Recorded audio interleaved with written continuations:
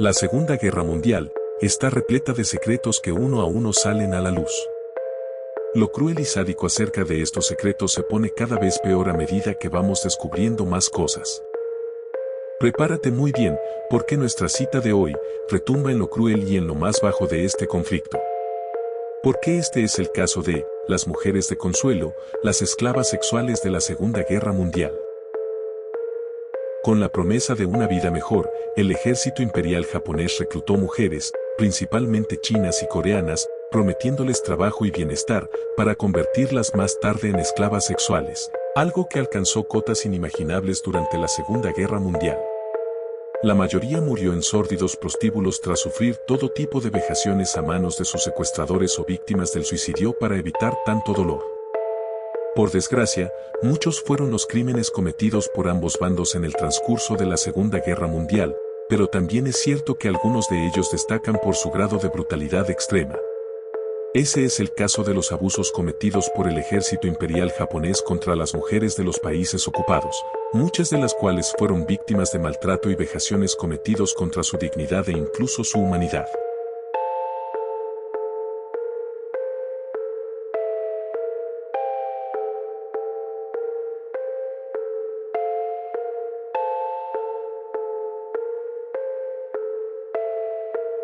Estas mujeres fueron definidas por los nipones como yanfu, palabra que significa mujeres de confort. El término coreano para referirse a ellas es yanbu. De hecho, miles de mujeres y niñas procedentes de numerosos países asiáticos, como Corea, China y el propio Japón, fueron secuestradas y obligadas a actuar como esclavas sexuales en prostíbulos militares japoneses durante toda la contienda. Pero la figura de las llamadas mujeres de confort o de consuelo surgió mucho antes de que Japón participase en la Segunda Guerra Mundial.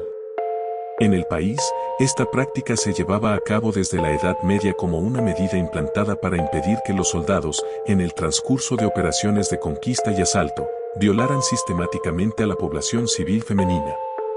Lo habitual era que fueran las propias autoridades de las poblaciones ocupadas las que se encargasen de organizar servicios sexuales con prostitutas profesionales, Karayuki-san, como medida de protección hacia el resto de mujeres. Aunque, de hecho, el tráfico organizado de mujeres en el continente asiático empezó alrededor de 1870, no sería hasta 1919 cuando, tras la abolición de la prostitución por parte del gobierno japonés, la práctica del tráfico de mujeres para ejercerla se convirtió en una auténtica lacra para el país.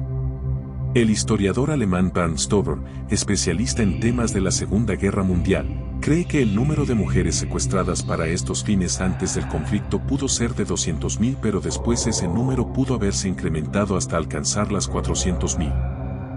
Las víctimas de este horrendo tráfico eran sobre todo mujeres y niñas de entre 12 y 20 años procedentes de Vietnam, Taiwán, China, Malasia, Filipinas y Corea, que, engañadas con falsas promesas, eran subidas a barcos mercantes para acabar hacinadas en burdeles denominados eufemísticamente estaciones de consuelo o centros de solaz.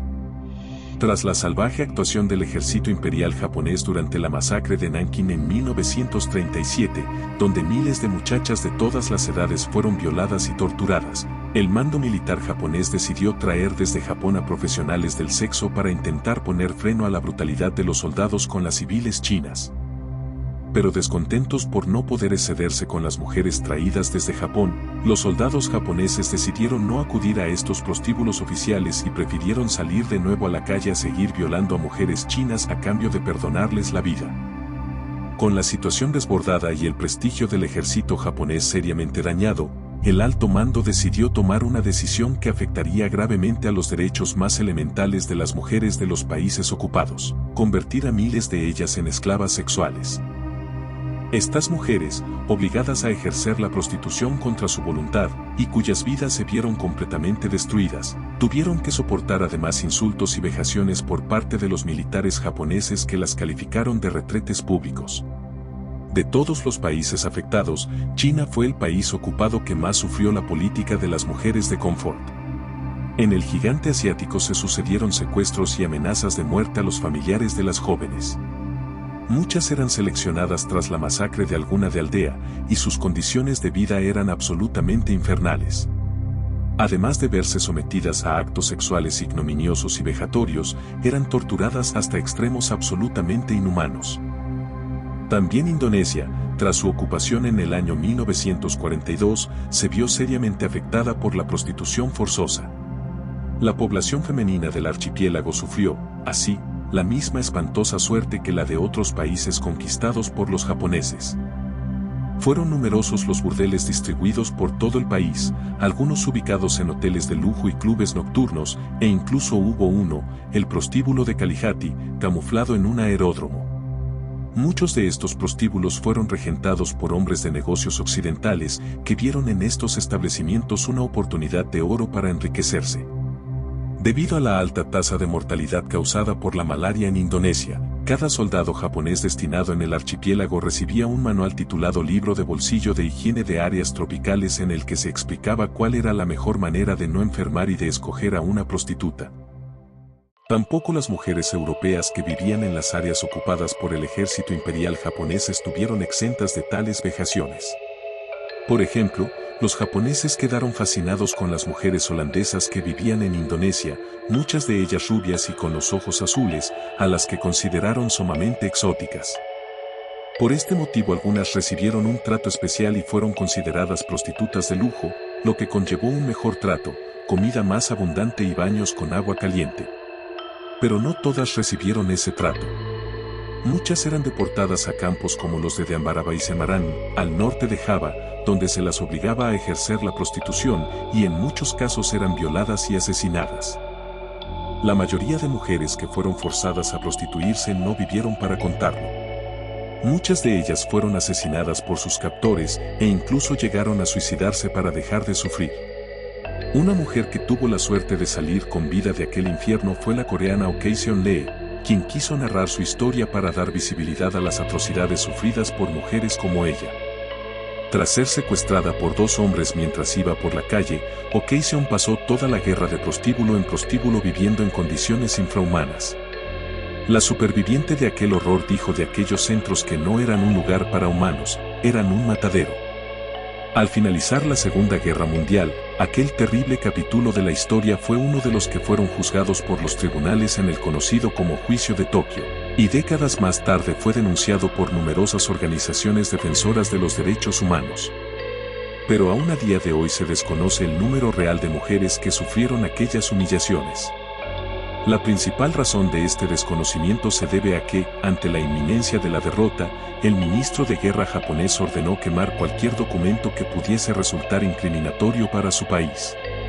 Con ese objetivo, el 14 de agosto de 1945, el comandante del Kempeitai, la policía militar japonesa, envió las instrucciones pertinentes para que se procediera a la destrucción de cualquier documentación que pudiera involucrarles en esos casos.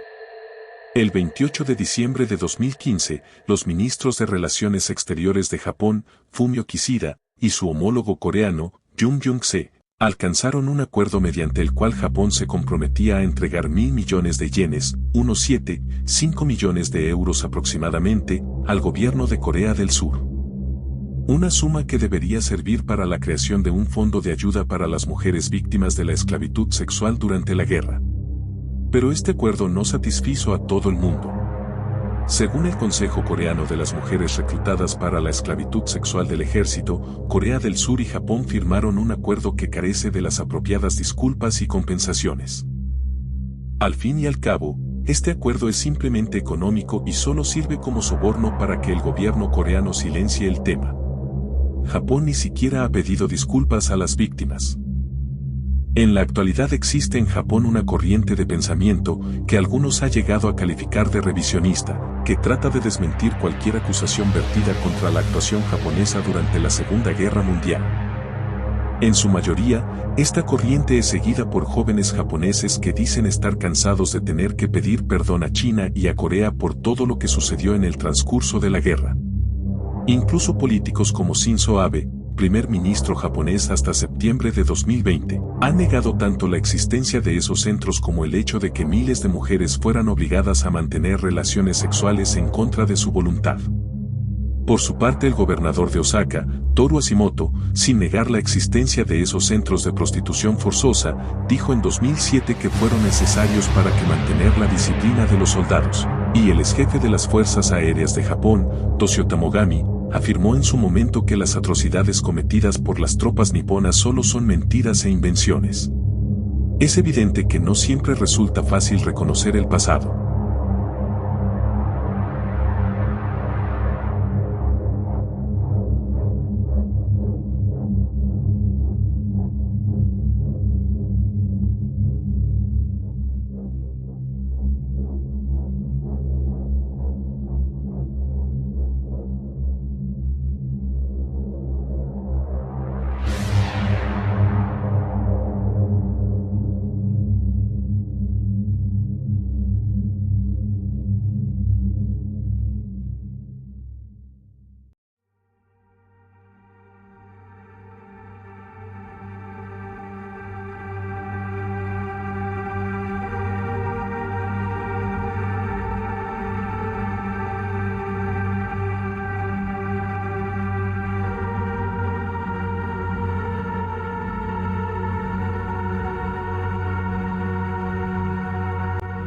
Si el video te gustó, apreciaría que le dieras pulgar arriba y que compartas con tus amigos. Suscríbete al canal para más videos así. Sígueme en mis redes oficiales como lo son Facebook, Twitter e Instagram.